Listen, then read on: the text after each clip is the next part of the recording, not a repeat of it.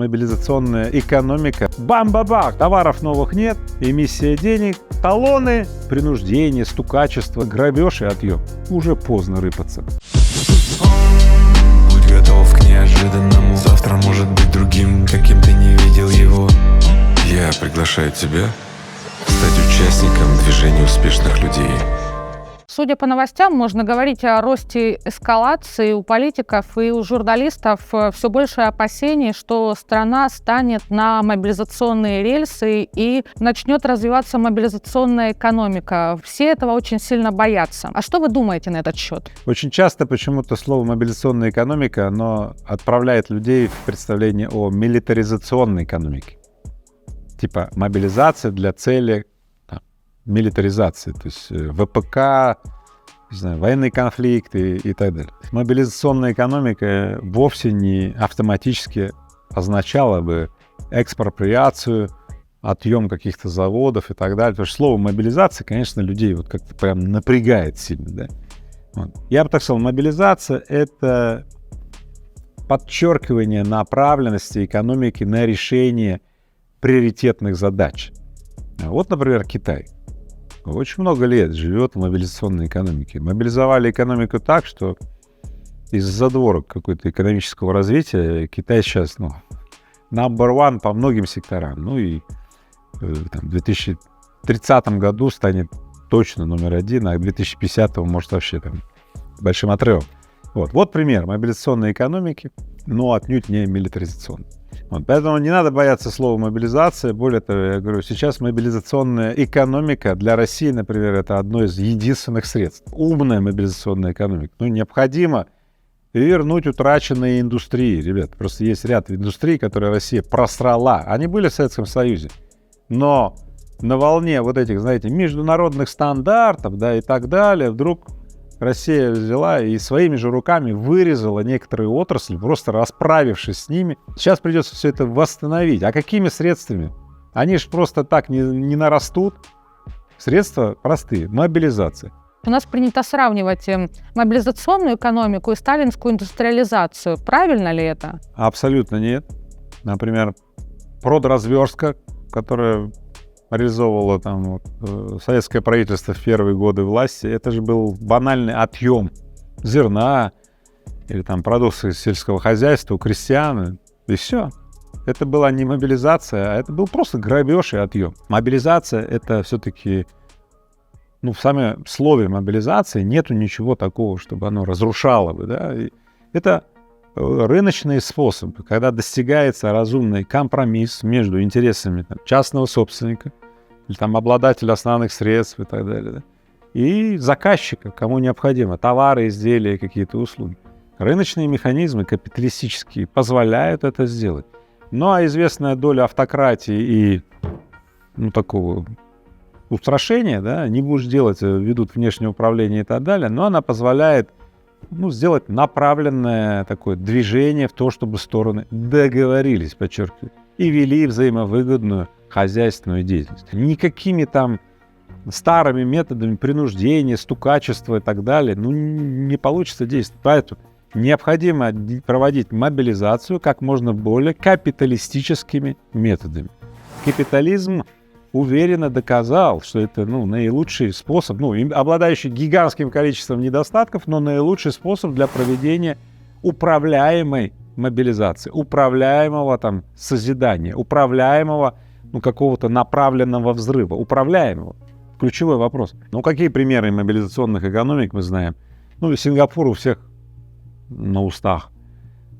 Китай. Я бы так сказал, Китай — самая большая экономика, где, собственно, мобилизация, произведенная таким дисциплинарным путем с элементами капиталистического хозяйствования, привела к тому, что вы сами видите. Уж какие санкции были на Китай, вы просто многие забыли, мытьем, катанием и так далее. В 90-е годы блокада была сперва прервана, а теперь, вы знаете, зависимость от китайских товаров некоторых западных экономик такова, что саму возможность ввести санкции на Китай, по кому она ударяет, то больше. Да? Кстати, например, в отношении энергоресурсов из России такого вот эффекта не получилось. Оказалось, что энергоресурсы, заменяемые, в принципе, да. А попробуйте заменить 10 тысяч там, или 100 тысяч номенклатур товаров из Китая. Возможно, вы сможете их произвести, например, во Вьетнаме или где-то, да, но потребуется все-таки 10 лет, там 20, сколько-то, что производство переехали. В этом смысле Китай — это пример того, как страна, оказавшись под санкциями, совершила невероятный рывок и выход совершенно на другой уровень. Игорь Владимирович, какие есть предпосылки в 2023 уже году к мобилизационной экономике? Да, предпосылки начались еще в прошлом году, а в этом они проявляются. Первое. Эффект санкций, он отложенный. Многие санкции были введены еще в прошлом году, а сейчас их действие особо сильно ощущается. Пик воздействия санкций будет летом. В общем-то, мы уверенно в это входим. Но дело же этим не ограничивается. Пакеты прибывают новые. Стал уже обыденностью очередной пакет санкций. Конечно, российские предпринимательства и правительство, они маневрируют. Кто самый крутой пройти между струйками дождя? Кто? Конечно, русский Иван. Но вопрос, если эти струйки дождя из кислоты серной, то потери тоже будут. Второй эффект понятен, да? Снижение нефтегазовых доходов. Текущий период уже фиксирует падение на 50%. В Фонде национального благосостояния все еще достаточно денег, чтобы компенсировать дефициты бюджета в этом году. Кстати, за первое полугодие, до июня включительно, дефицит бюджета 3,5 триллиона рублей. Возник он от того, что было опережающее финансирование, по словам Мишустина, в первой половине года. Но предполагаю, что дефицит бюджета до конца года не будет держаться на 3,5 триллионах, он увеличится 5 или 7 триллионов. Это, опять же, не смертельно для бюджета, но это в этом году, когда, еще раз повторяю, эффект санкций, он не полностью раскачан. И третье, как говорят все аналитики, дефицит бюджета заложен уже на 3 года и так далее. Но здесь бы я сказал, есть хорошая новость. Переход к финансированию экономики за счет дефицита бюджета и внутренних заимствований — это скорее, я скажу, как плюс. Экономика, которая допускает дефицит бюджета и через внутренние заимствования, да, финансирует сейчас то, что необходимо стране, дороги, мосты, больницы и так далее, это умная экономика. И я бы так сказал, то, что некоторые аналитики говорят, дефицит бюджета, лучше жить в профиците, я скажу, полный. Если ты не финансируешь развитие своей страны, все понятно. Ты молодец, ты зарабатываешь деньги, и складывая их, ты финансируешь экономики других стран. И потом вдруг как-то получается, что ты профинансировал все это время не себя, а кого-то, у тебя ничего нет, и теперь тебе надо с самого нуля выгребаться. Поэтому никогда не храните деньги в банках. В заначке, сгниют или кто-то там заберет и так далее. Поэтому инвестируйте деньги в себя. Уйдите от банального накопительства и стяжательства и так далее. Все эти объекты материальности, которые кажутся настолько привлекательными, это ловушка. Ловушка, в которую вас приглашают ушлые жулики и так далее. Давай, вложи, инвестируй, это ловушка. Детали про то, как не попадать в ловушку, я расскажу на специальном закрытом Рыбаков бизнес-форуме. Ссылка здесь тоже будет. Приходи. Рыбаков бизнес-форум — это возможность получить концентрированный алгоритм действий, как не попасть в ловушку и как воспользоваться моментом. А для самых ушлых, прозорливых, самых смекалистых, ребят, на самом деле я открываю специальную 5-дневную иммерсивную программу с Игорем Рыбаковым, называется она Executive Program. То есть программа для руководителей и владельцев компаний, где я лично буду с вами 5 дней сопровождать вас по пути удивлений и открытий, как на самом деле вы можете распорядиться своим умом, телом, сердцем, своими уже существующими в вас знаниями для того, чтобы преуспеть. И за эти 5 дней на Executive Program я вам преподаю 25 видов власти, обладая которыми ты гарантированно будешь превосходить любого, с кем встретишься. Я поставил свое время на кон, чтобы быть причиной, чтобы у тебя тоже получилось воспользоваться этим моментом. Поэтому это специальный офферинг, специальное предложение. Здесь будет ссылка на Executive Program. Давайте так, кому повезет успеть забронировать свое место, отправляемся в это путешествие. Игорь Владимирович, с вами могут поспорить и сказать, что дефицит бюджета и внутренние заимствования – это все-таки очень опасно. Опасно тем, что государство захочет взять недостающие деньги у бизнеса путем того, что, к примеру, повысит налоги или введет обязательный план по производству товаров и услуг. Вы так не считаете, разве?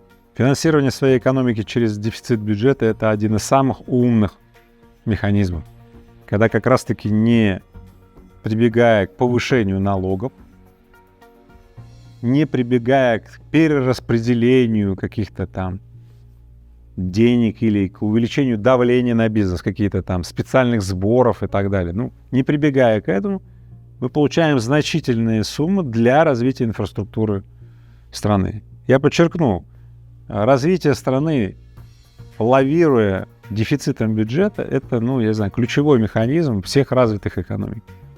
А вот накопление, и жизнь страны в профиците и откладывание, это вот путь всех таких вот мумба-юмба экономик.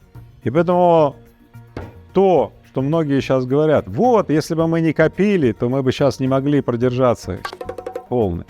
Если бы мы инвестировали все эти 30 лет или 20 последних лет в индустрию, важные индустрии страны и так далее, мы бы не оказались в такой жопе, какой оказались.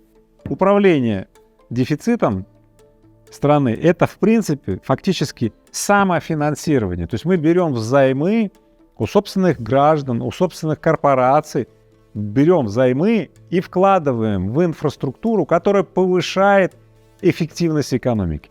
Мы обязаны мобилизовать свои инвестиционные средства для развития экономики. Никаких иностранных инвестиций, о которых говорили все эти 20 лет, не будет.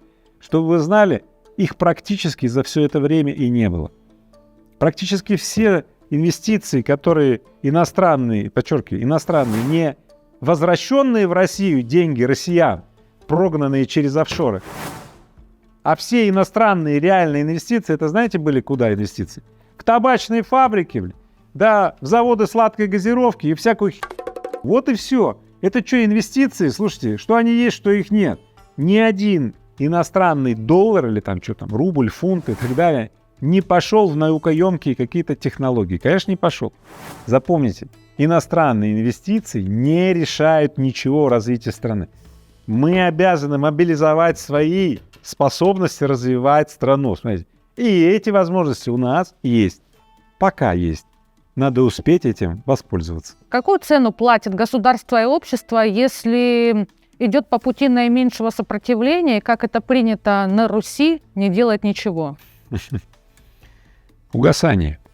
Никакого будущего, полный тупик. Вот эти, все симптомы, наверное, вы тоже чувствуете.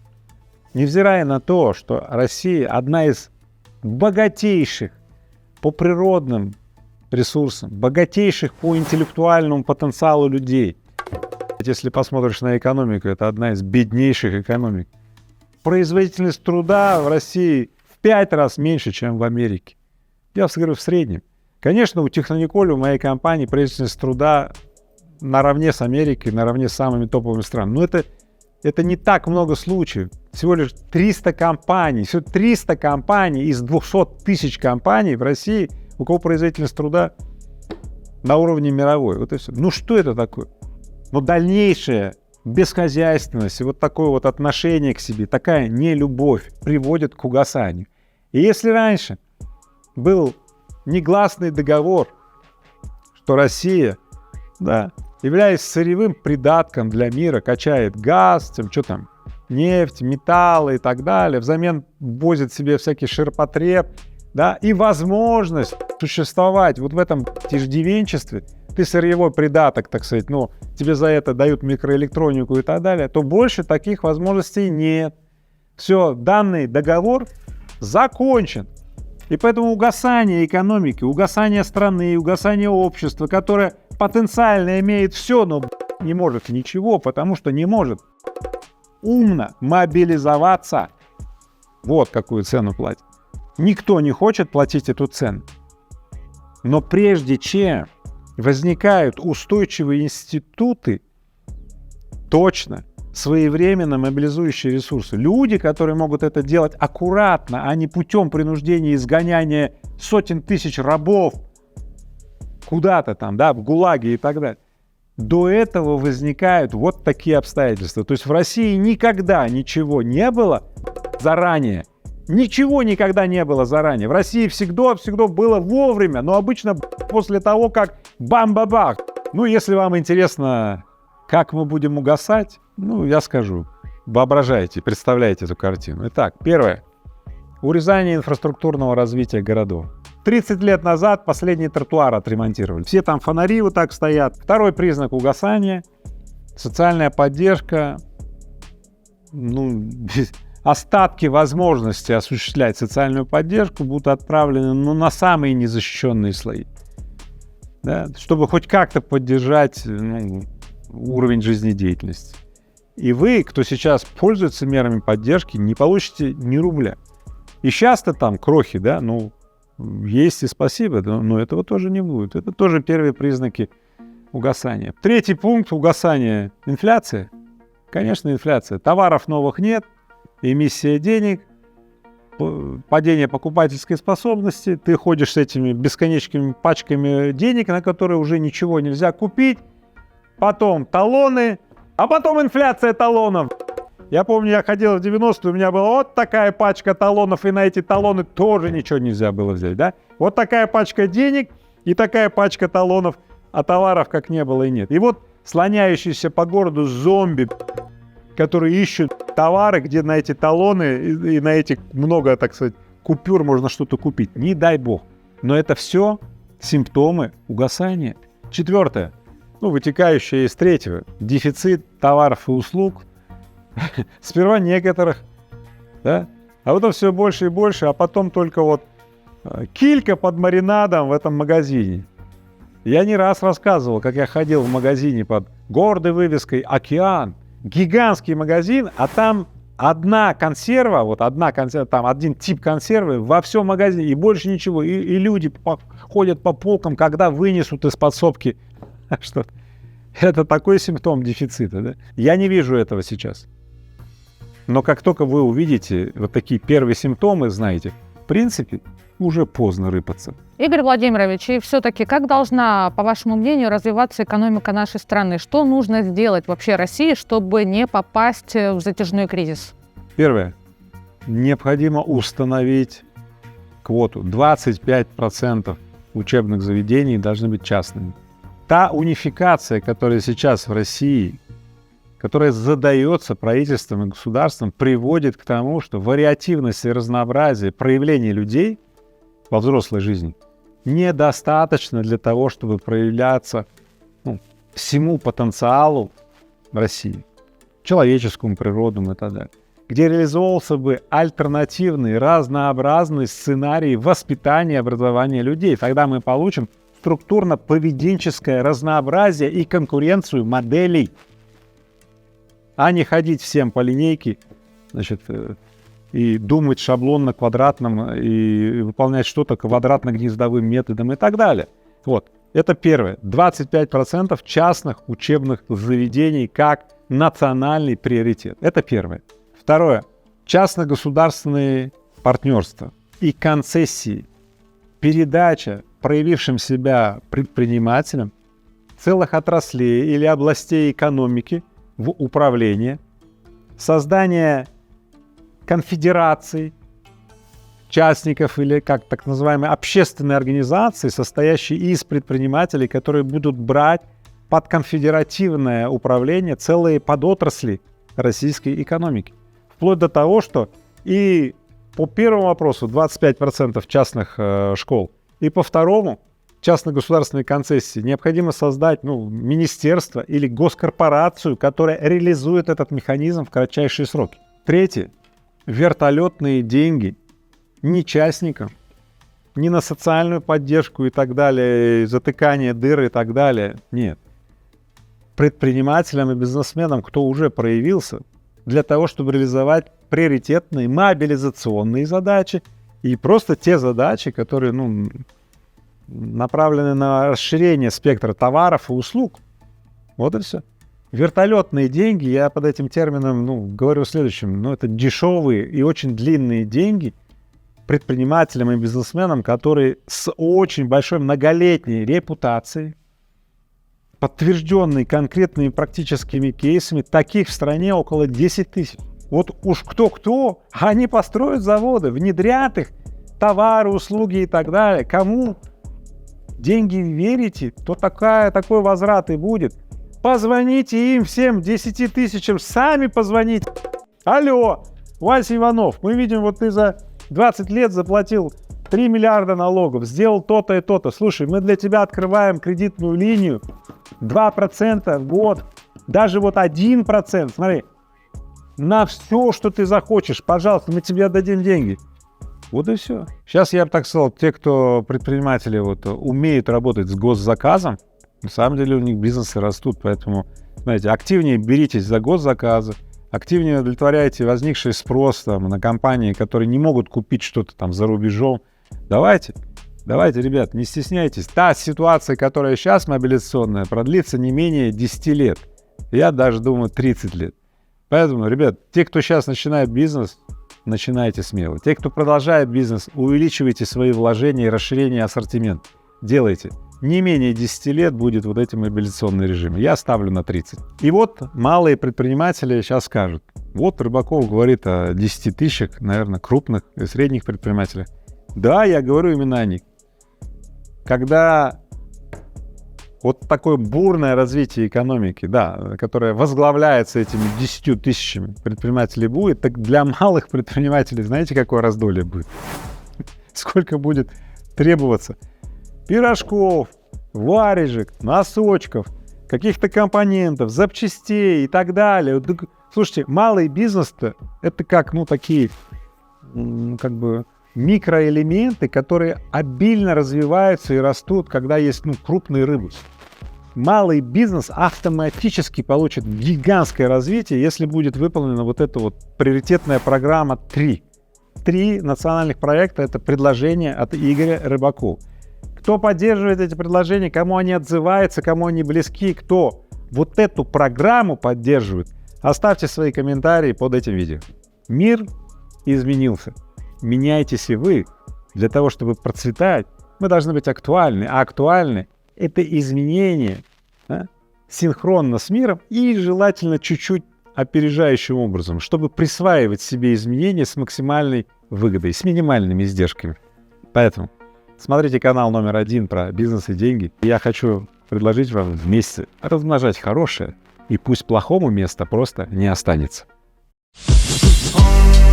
Будь готов к неожиданному. Завтра может быть другим, каким ты не видел его. Я приглашаю тебя стать участником движения успешных людей.